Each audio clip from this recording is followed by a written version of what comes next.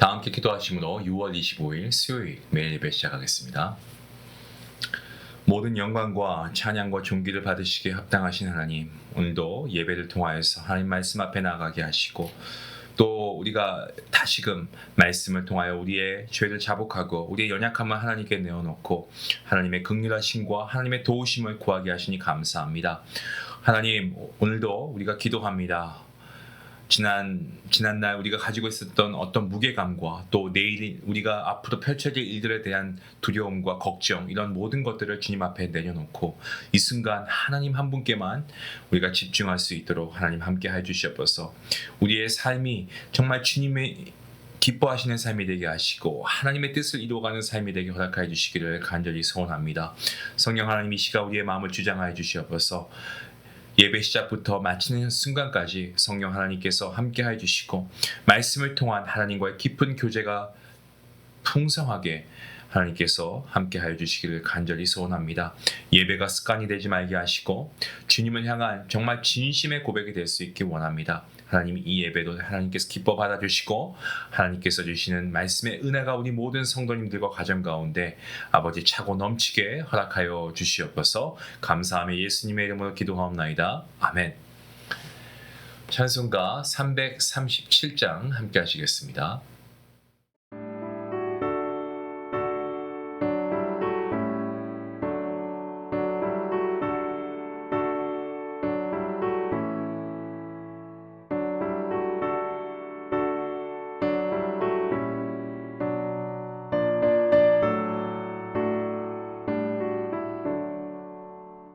내 모든 시험 무거운 짐을 주 예수 앞에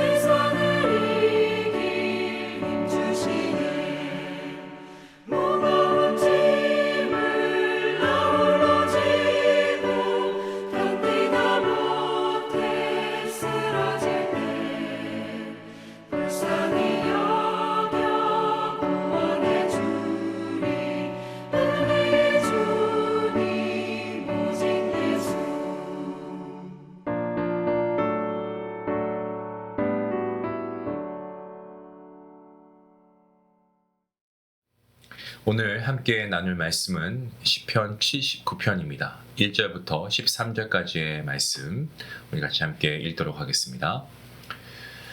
하나님이여, 이방 나라들이 주의 기업의 땅에 들어와서 주의 성전을 더럽히고 예루살렘이 돌 무더기가 되게 하였나이다.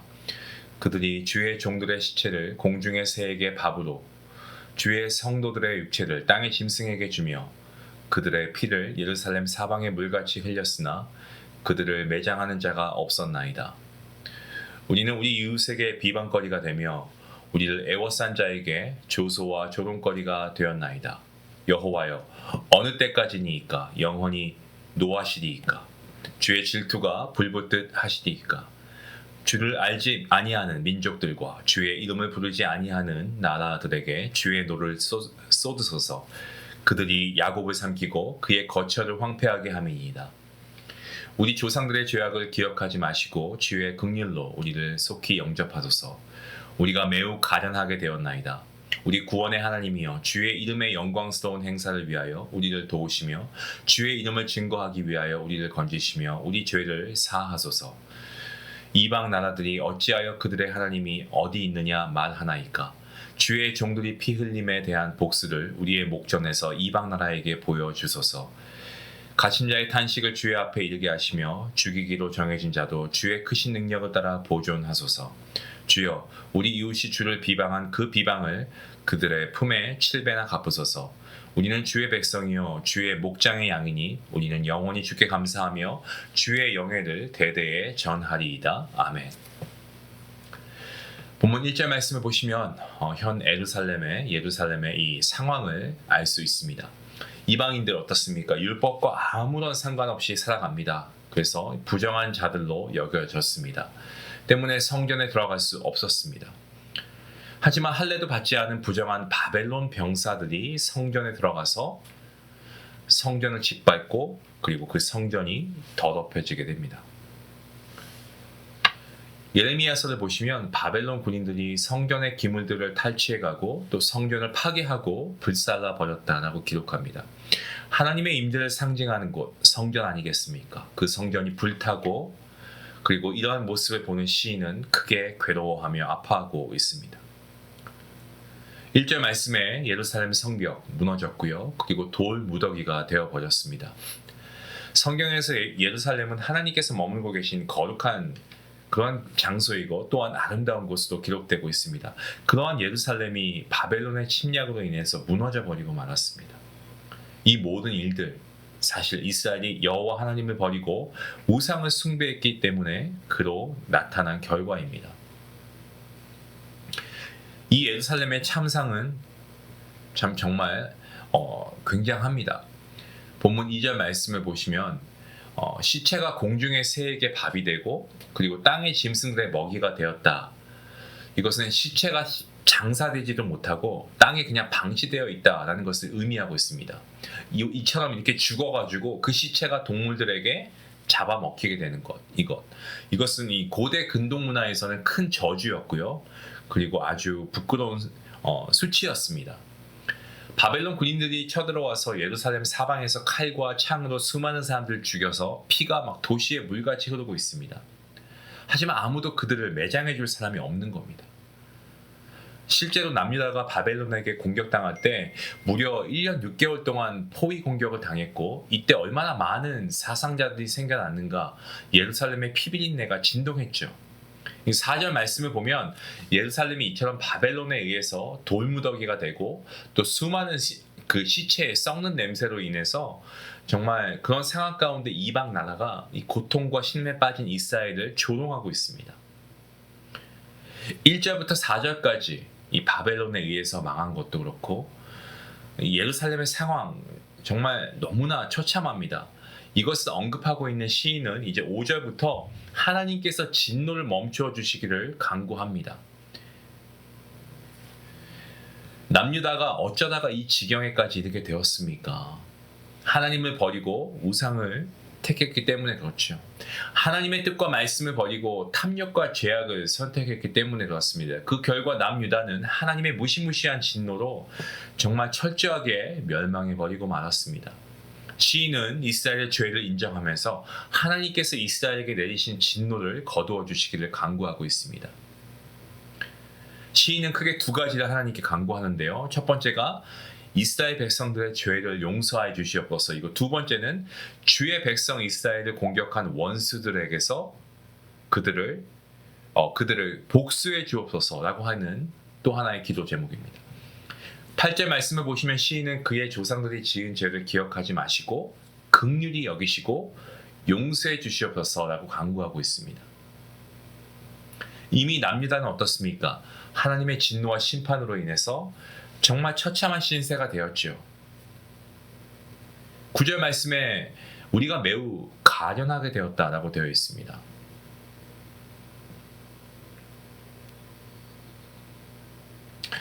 이것은 쉽게 말씀드리면 바싹 말라버린 상태라고 생각하시면 됩니다. 그러니까 바벨론의 침입과 바벨론의 어떤 공격으로 인해서 남유다가 정말 심각한 결핍과 어떤 그런 어려운 상황을 당하고 있다라는 것을 보여주고 있는 대목입니다. 9절 가운데 시인이 뭐라고 얘기하냐면 하나님을 가리켜서 우리 구원의 하나님이여 라고 고백하고 있습니다. 자, 지금 상황이 어떻습니까? 우리가 앞서 함께 나누고 있는 것처럼 도시 성벽이 무너지고요. 도시가 불에 타버리고 그 주변은 남아있는 재밖에 없습니다. 길거리의 시체가 난무합니다. 매장되지도 못하고 쌓여가고 있습니다. 이러한 절망 가운데에서 시인은 하나님께 뭐라고 얘기합니까? 뭐라고 기도하고 있습니까? 그들을 구원하실 수 있음을 하나님 당신밖에 없습니다. 하나님만이 구원할 수 있습니다. 라는 것을 고백하고 있죠. 9절 말씀을 보면 시인은 하나님께 뭐라고 합니까? 하나님의 이름의 영광을 위해서 그리고 주님의 이름을 위해서 주의 백성을 회복하시고 구원해 주십시오 라고 간구하고 있습니다. 예루살렘과 그리고 이스라엘의 신이 여호와 하나님이심을 열방이 다 알고 있습니다. 때문에 이대로 그냥 다 멸망한 대로 두시면 결국 하나님의 이름이 열방 가운데 조롱을 당하게 될 것입니다. 그래서 이러한 기도를 시인이 하고 있는 거죠. 10절 말씀처럼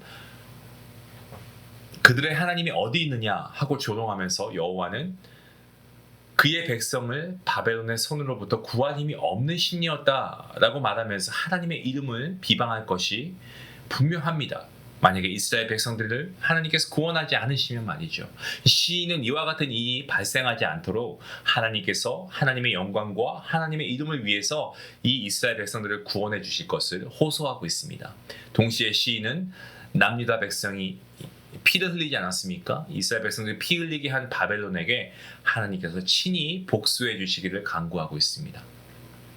본문 12절 말씀을 보시면 예루살렘이 멸망하는 모습을 보고 하나님을 욕하고 조롱하던 원수들에게도 그 죄악을 7배나 벌로 갚아주실 것을 간구했습니다.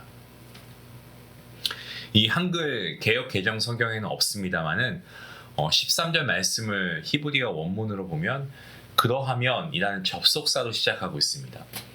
여태까지 시인이 하나님께 구한 두 가지 기도 제목, 이스라엘을 향한 진노를 거두어 주시고 그들을 회복시켜 주시고 구원을 달라는 것, 그리고 이스라엘을 피 흘리게 만든 바벨론과 또 이스라엘의 멸망을 바라보고 조롱했던 모든 원수들을 심판하여 주십시오 라고 하는 이 두 가지 기도 제목을 응답해 주신다면 주님의 백성이고 주의 양들인 이스라엘 백성들이 영원토록 주님께 감사하고 하나님의 행하신 일을 다음 세대에 끊임없이 전하며 찬양할 것임을 약속했습니다.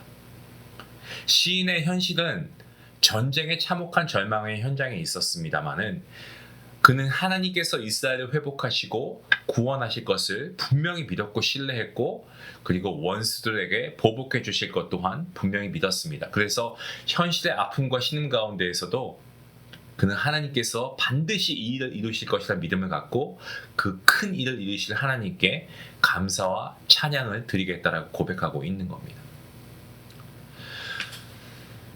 주의 백성이라 일컬음 받은 이스라엘 백성들도 하나님을 버리고 우상 숭배하고 하나님께 등 돌리니까 이처럼 무시무시한 심판을 당해서 비참한 그러한 상황을 맞이하고 있습니다. 하지만 그들 또다시 이 자비로우신 하나님 이 자비로우신 하나님께 돌아가서 죄를 회개하고 회복과 구원을 간구하고 있습니다. 사랑하는 성도 여러분, 만일 우리가 하나님의 뜻과 말씀을 버리고 살아간다라고 한다면 저와 여러분도 이스라엘 백성들처럼 하나님의 심판을 받게 될 것입니다. 혹 우리가 죄로 말미암아 하나님께 벌을 받아 어려움에 처했다라고 한다면 우리가 해야 할 것은 무엇입니까? 이스라엘 백성들처럼 하나님께 돌아와야 합니다. 그렇게 하면 자비로우신 하나님께서 우리를 다시 받아주시고 용서하시고 회복시켜 주실 줄로 믿습니다. 오늘 이 말씀의 메시지 우리가 기억하면서 주님의 구원을 바라보면서 우리의 죄를 주님께 회개하며 나아가는 귀한 은혜가 있길 원합니다. 기도하시겠습니다. 하나님 감사합니다. 오늘 말씀을 통해서 우리의 삶을 돌아봅니다. 하나님, 우리가 하나님의 뜻을 떠나 우리 스스로의 길을 걸으면서 교만과 어떤 탐욕에 이끌려 살아가고 있지는 않습니까? 주님 용서하여 주시옵소서. 그리고 우리를 긍휼히 여겨주시옵소서. 다시금 이 시간 이 말씀을 통하여서 하나님의 품으로 돌아갈 수 있기 원합니다. 회복될 수 있기 원합니다. 우리가 다시 주님의 이름을 부르고 살아가게 하시고 주님의 영광을 위해 살아가게 하시고 우리의 삶을 통하여 하나님의 영광이 열방 가운데 나타나게 허락하여 주시옵소서. 그러한 우리의 삶이 될 수 있도록 하나님 함께 하시고 더욱더 주님을 신뢰하며 하나님의 구원을 바라보며 찬양하며 살아가는 우리 모든 중앙 가족들에게 허락하여 주시옵소서. 감사하며 예수님의 이름으로 기도합니다. 아멘. 우리 말씀을 생각하시면서 하나님께 돌아가는 삶의 방향을 우리가 다시 한번 결단할 수 있기 원합니다. 내 삶이 하나님을 향하고 있는가 다시 한번 점검해 보시고 그렇지 않다면 우리가 그 방향을 돌이켜서 하나님의 품에 다시 돌아갈 수 있기 원합니다. 우리가 하나님께 돌아가면 회복의 길이 열려 있습니다. 이 믿음을 붙들고 은혜의 자리로 나아갈 수 있기 원합니다. 기도하시겠습니다.